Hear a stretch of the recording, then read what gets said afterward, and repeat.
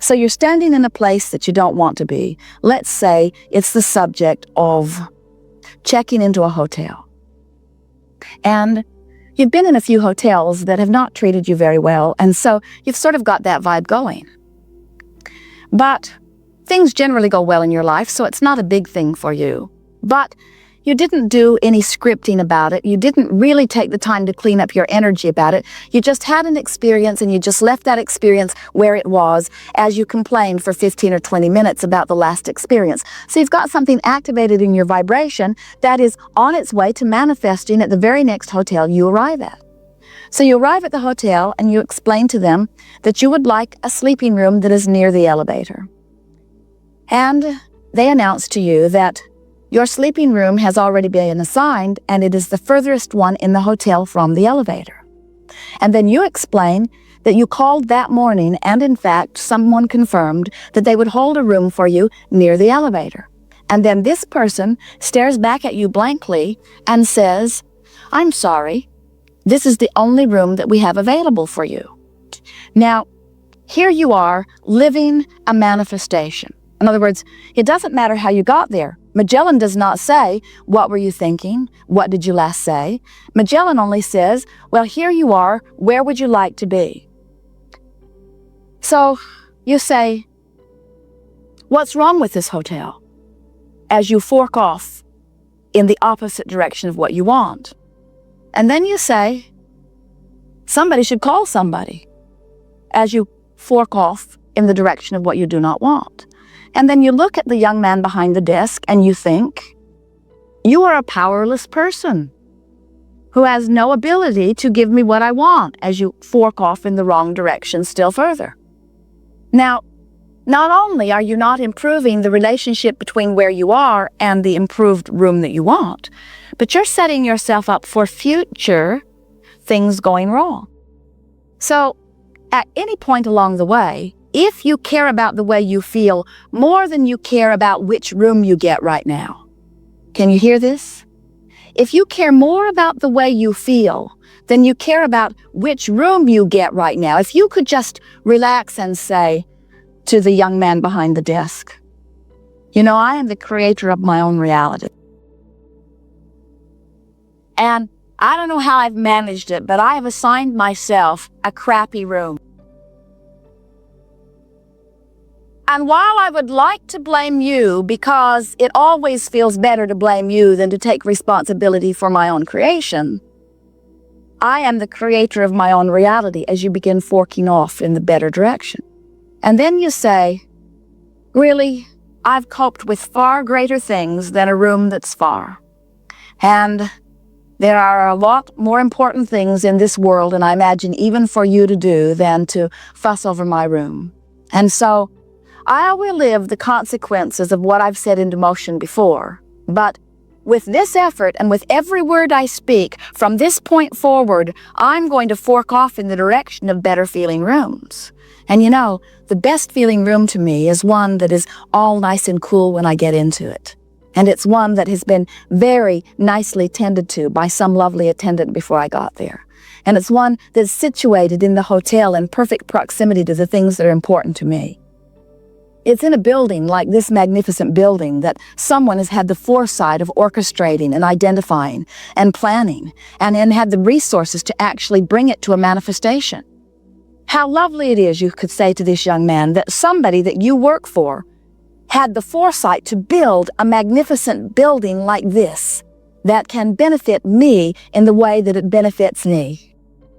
I will take my key, sweet one, and I will live the consequences of my past vibration while I look forward to what the universe now has lined up for me, because right here, right now, I cleaned it up. You see how it works? Every moment of every day, you have these forks where you can go closer towards something that you want or further from something that you want. You want to demand the world give you what you want. And we say, the world cannot give you what you are demanding. The world is giving you what you're deserving.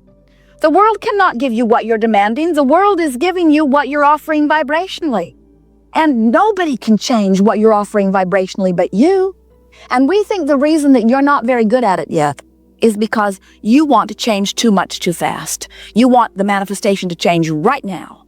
And we want you to just take this opportunity to mold your vibration, because as you take this opportunity to mold your vibration and this one and this one and this one and this one and this one, not only do you feel better along the way, not only do you have more friendly clerks across the counter, not only do you uplift rather than make people feel terrible, you feel better along your way, your journey is brighter and brighter, and the manifestations that reach out to you, the people that you rendezvous with, they are equivalent to the vibrational forks that you take in the road. You are the creator of your own reality because you are the chooser of the thought right now. Don't be hard on yourself if you're standing in a place where you've been chopped off at the knees, where you've been hit in the gut, where you're feeling awful. Don't feel bad. Don't beat up on yourself for not being able to choose the best thought you've ever thought. Just choose the best thought you can find from where you are. In other words, just fork off gently in the direction of what is important to you. And before you know it, your path will get brighter and sweeter and brighter and sweeter, and the people who watch you will say, you know, you amaze me. Things go well everywhere you go. Why is that so? And you say, I've come to expect it. And many of them will say, they don't want to hear how you expect things to go well. They'll say, oh, that's because you're rich. Oh, that's because you have an entourage that travels with you. We promise you, no entourage can buck your current. There is no one in the world that can prepare your path for you but you. You're the only one who can prepare your path for you, you see. You are all as rich as everyone else because you all have the resources of the universe at your fingertips. And when you take the time, when you care enough to take the time to find the better feeling thought, now you're moving towards something that will please you. Every step you take, you are marching toward a manifestation.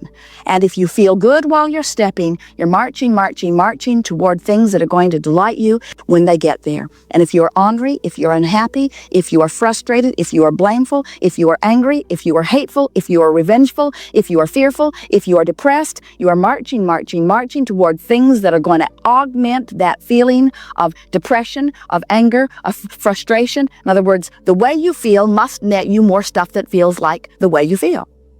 The better it gets, the better it gets, the better it gets, the better it gets, the better it gets, the better it gets, the worse it gets, the worse it gets, the worse it gets, the worse it gets, the worse it gets. You cannot defy the laws of the universe. Please give it up. Stop trying to use your words and your action for the stuff that attitude and mood and vibration are to do. In other words, mold yourself into place. As Jerry and Esther come to a place like this, there is a lot of planning that goes into place months in advance. A lot of reservations are made, and a lot of phone calls are made, and a lot of faxes are sent back and forth. A lot of energy is expended in order to make sure that things go right. And we say, all of that action is nice, and it may even be necessary in this world in which you are living, but why not make the same vibrational preparation for everything that is important to you? In other words, send vibrational faxes, send vibrational telephone calls, send vibrational expectations. In other words, do the vibrational work before you do the action work, and the action work will be a fraction of what it has been before. If you take the time to do the vibrational work first, you won't have to offer nearly as much action. You'll begin to discover that the things that are important for you just unfold for you because the universe is at your fingertips. The fairies of the universe are there for you. You are the center of an enormous entourage that means to please you. And when you, through your magnificent deciphering of contrast, give birth to a rocket of desire, that rocket of desire is duly noted, understood, and absolutely agreed with by all of the resources of the universe, and now all you've got to do is to get into vibrational compliance with what you are asking for. Isn't that nice to know? We are eager to talk with you about anything that is important to you. We'll talk about the emotional scale. We'll reactivate your vibrations within you. We will assist you in finding a better feeling place. We will help you with step 3 of the creative process, which is coming into vibrational alignment with what you're asking for. Step 1, you don't have to worry about. Contrast makes you take that step. Contrast causes you to desire or focus or prefer. Step 2, not your work anyway. Source and all of the resources of Source answer your request. That's that vibrational alignment. That's that one point of vibrational relativity that happens instantaneously. So your only work is step 3. And step 3 is, can I find a thought right now that feels a little better than the thought I've been thinking? That's all step 3 is. Finding a thought that causes me to feel a vibration or a feeling of relief. So there is allowing of what I want or disallowing of what I want. There is allowing of what I want or resisting what I want. You are practicing the art of allowing or the art of resisting. When you're forking off toward things you want, you're practicing the art of allowing. When you're forking off to things you don't want, you're practicing the art of resistance. And every day and every moment of your life experience is a perfect reflection of how you've been forking. Thank you very much. The way that I heard what you just said is, for myself, is that on a daily basis, I'm getting to be more and more like my dog. And that's true mastery of spirit. I agree. It is. And for me, it feels like I'm in that space of what I call heaven on earth, or that heavenly gratitude. Feeling like I'm overflowing with appreciation for the littlest things. I sometimes will take a shower and I'll just feel deep appreciation for the pipes, the unseen copper tubing and all the people that put all of that together so that I could just have a warm shower. It's amazing. And I'll find that I'm playing a little game in the airport on my way here, for example, or at the door today, where I'll just pick out at least one thing that I appreciate about everybody that I see. And whether I say it out loud or not, it's heavenly. And I feel like I feel that level of connection probably 80 to 90% of the time. You know, one of the reasons that you were so appropriate to come in light of the conversation that we just had is because that effort, those games that you're playing, it is exactly what we're talking about in mastery of spirit or in coming into alignment, of finding in this moment a reason to see the world through the eyes of Source. And the reason it feels so good to you is because you are choosing in that moment to see the world in the way that Source sees the world. Because that which is your inner being never looks through critical eyes or through worried eyes or through fearful eyes or through angry eyes. The inner being that is you only looks through eyes of love and eyes of appreciation and eyes of fantastic anticipation, you see. So these games that you play that bring you into that feeling, and the feeling itself is your indication that you are in those moments a perfect extension of that which is Source energy. And so how good can it get? Oh, well, you'll never find that out because it can keep getting gooder and gooder and gooder. We haven't found it out. We don't know how good it can get because we have not seen end of expansion or end of our capacity to feel good. That good feeling is infinite. And an appreciation, satisfaction with where I am and eager for more. That's the optimum creative experience. Do you know how much well-being is waiting to come to you? All you have to do is open the crack just the slightest little bit, and some evidence of it will begin to flow in, you see. But so often, there is the tendency to be so where I am and need to be so aware of where I am, and then the universe responds to so where you are, where if you could just change so slightly where you are, things would begin to turn immediately for you. There is nothing that you cannot be or do or have. There is no reason that you are not thriving in extraordinary measures on all subjects. And all it takes is faith in things going well and a willingness to turn yourself in the direction that feels just a little bit better.